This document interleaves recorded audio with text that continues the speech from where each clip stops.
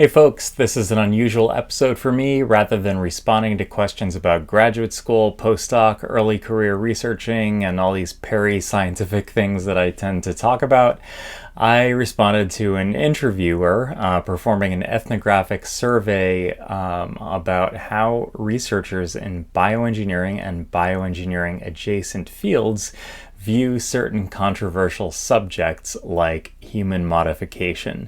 So I did not focus group test any of these answers. I did take out some of the blank spaces and the ums and ahs and the likes, which there were a lot of, and there are a lot of still in here.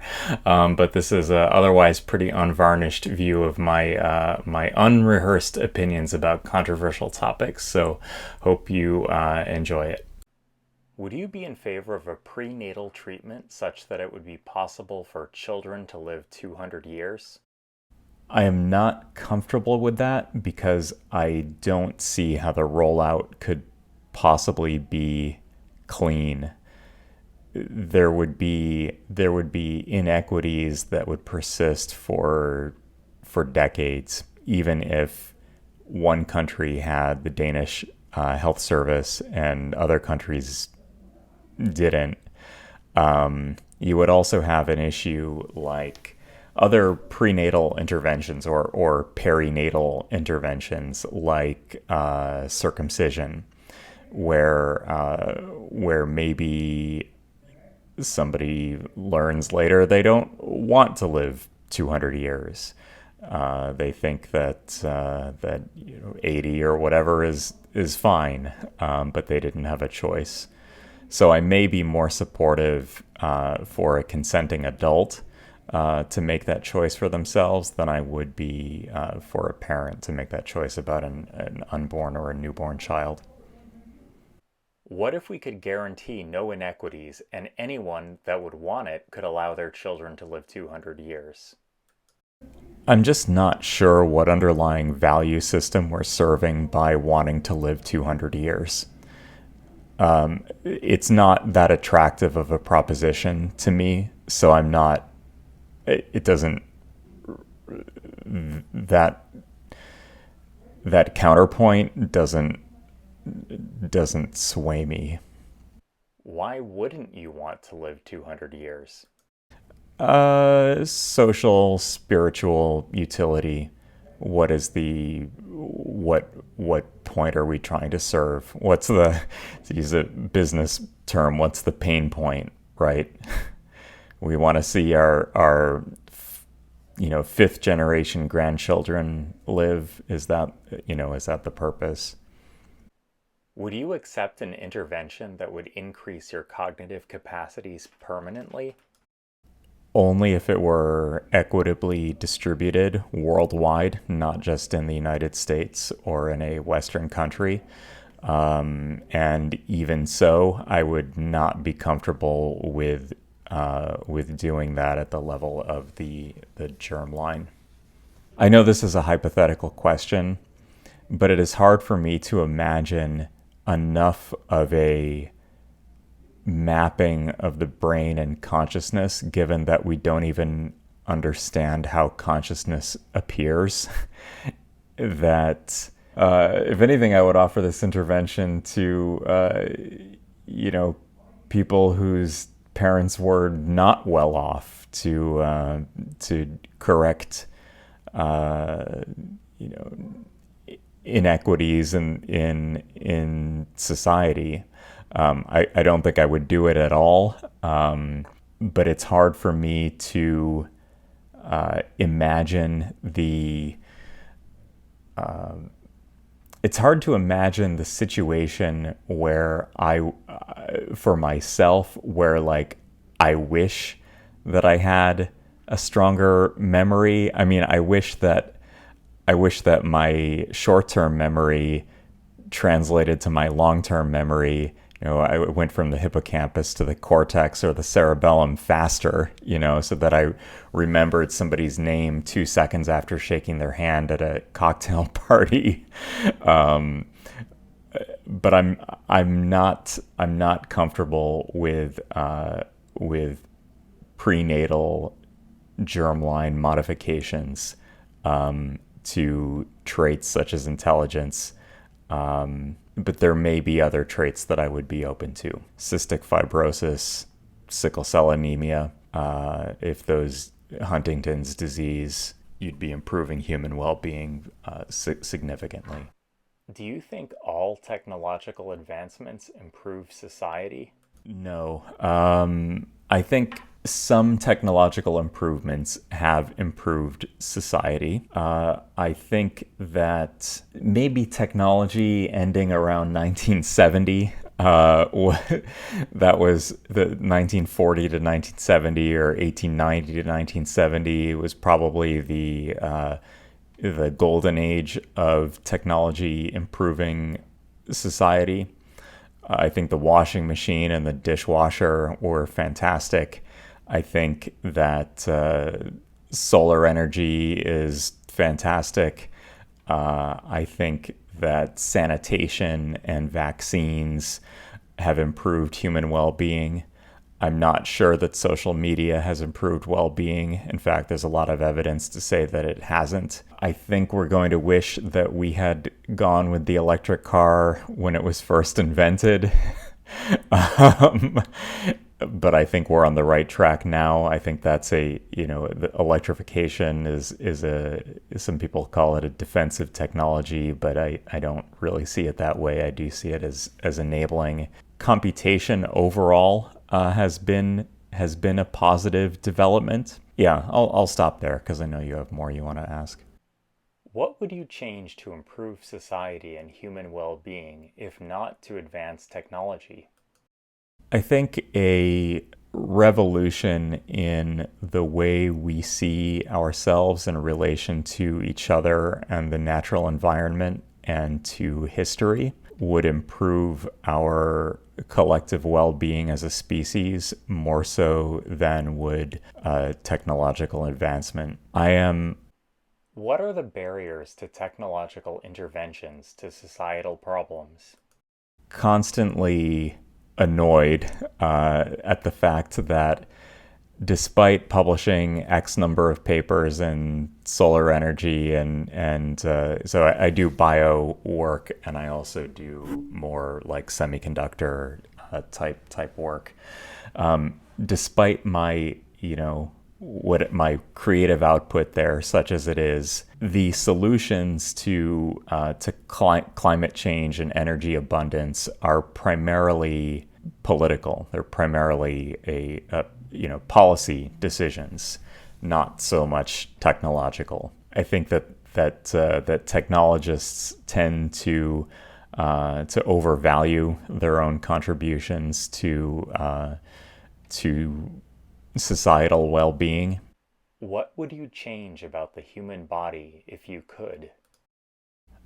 I wish that it weren't so fragile doing tasks that in principle it was evolved to do, like running, for example.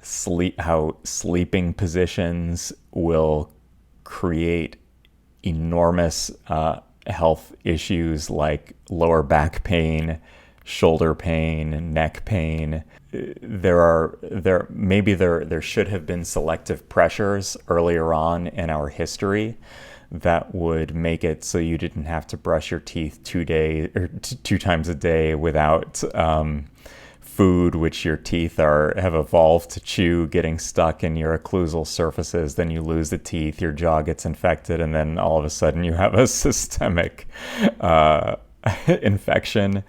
So there are things about the body's robustness to, I can understand carpal tunnel syndrome, and I'm not sitting with particularly good posture right now, sitting at a computer, which is unnatural, but there are natural things which we kind of suck at.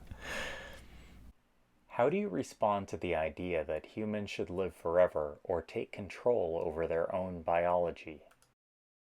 I become very cynical about the value system underlying a statement like that. What's the point? I see a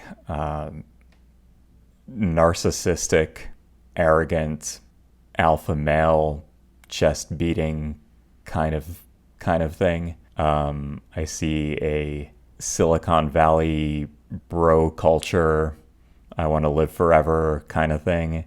Like, why? Not, I mean, I want to live a long, healthy life as well, but I definitely don't want to live forever. And I don't understand the obsession.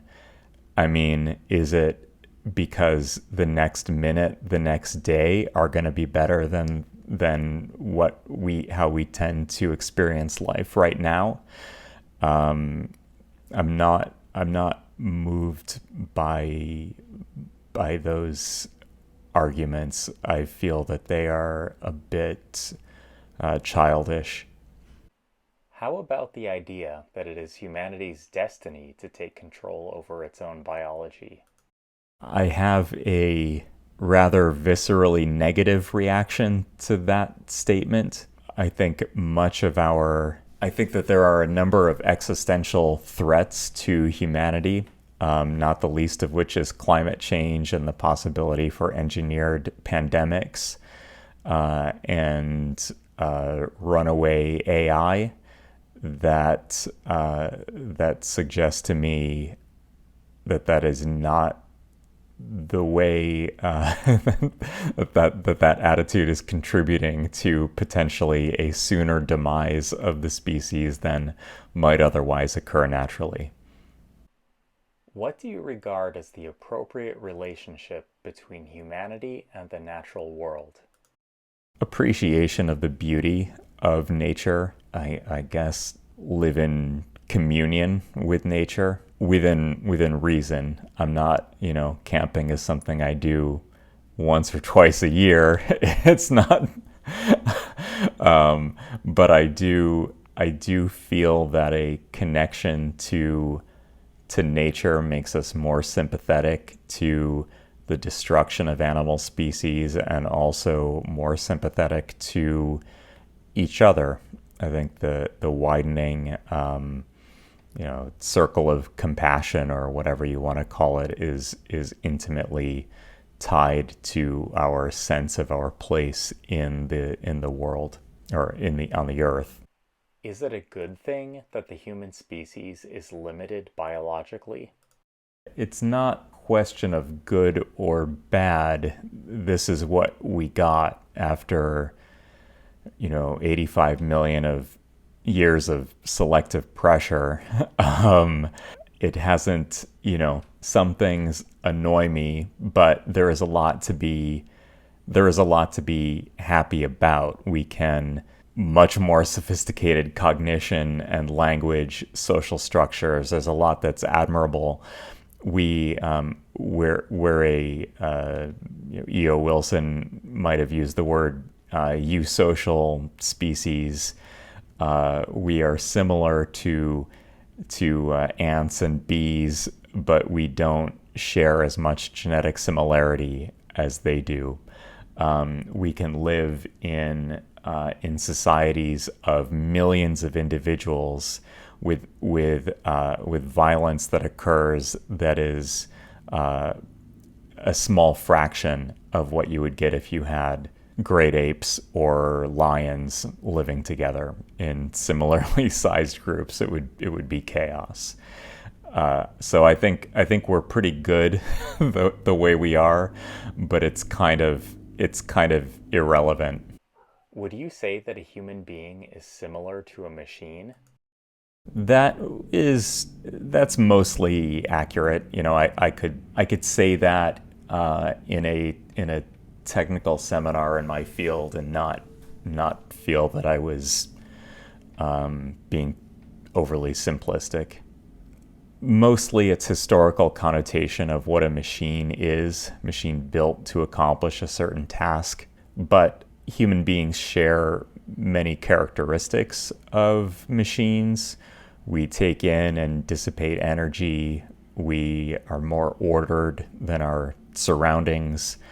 We have goals of some sort. The molecular machinery is much orders of magnitude more sophisticated than any machine, but it's still electrostatics, quantum mechanics, energy dissipation. Do you think science should seek to understand everything? It is okay if we don't end up understanding every last thing that how it works. If we don't know exactly what happened at the moment of the Big Bang, I think it's possible to live a completely fulfilled life. It would be nice to prevent another, COVID-22. um, it would be nice to have blunted the effects of Hurricane Ian, or to suppress the beginnings of forest fires in California. Should humans be modifying nature? Nature can recover. The Amazon and the Bornean and Malaysian rainforests, Central Africa, deforestation for palm oil crops being some of the most heartrending examples of modification of nature. I don't think I have the feeling that we're probably talking more about genetic CRISPR Cas9 stuff. I don't think we're smart enough to quote of genetic modification, because I look at other scenarios in which we've had human transformed nature, and it hasn't always been positive. Are there any biological species we should be modifying? Plants, yes. Animals, no. I understand, selective breeding has been used forever. We wouldn't have our nice, house cats if they were not selectively bred. Okay, that's pretty benign. I think making tastier cattle, I'd rather that effort go into lab-grown meat. I'm a vegetarian for what it's worth. Plants, I disagree with other people whose opinions I respect and tend to agree with on other issues. I think if we had all organic crops, we'd have to change a lot about the way that land usage is done. We'd have to get rid of a lot of the corn and soybeans in the US. It would be much less efficient in many ways. Was Roundup Ready crops, are they really the worst thing? Probably not. I actually think that my wife and I buy a lot of organics food, but it's mostly for the pesticide-free aspect, not the non-GMO. I don't think that's a big deal at all. When we talk about triaging risk, we're putting our family much more at risk by taking the car out of the driveway than we are by the minuscule chance that some GMO crop had some metabolite in it that was harmful to us. When people die at the hospital, it's because of almost always a recognized diagnosable illness that's in the physician's USMLE handbook that you can just look up, and that's 99% of death. No one dies because of something that you tracked in the house because your shoes were dirty and you didn't take your shoes off at the door. And similarly, that's how I see GMOs, and frankly even pesticides. Plants are a different category to me. How does your work fit into the broader field of bioengineering? Sure. Bioengineering is a big field. Technically, I think I'm in nanoengineering and chemical engineering, but I've had several NIH grants, and we do work at with human machine interfaces. Mostly my work is trying to understand the tactile sense and how tactile objects appear in consciousness, stuff like that.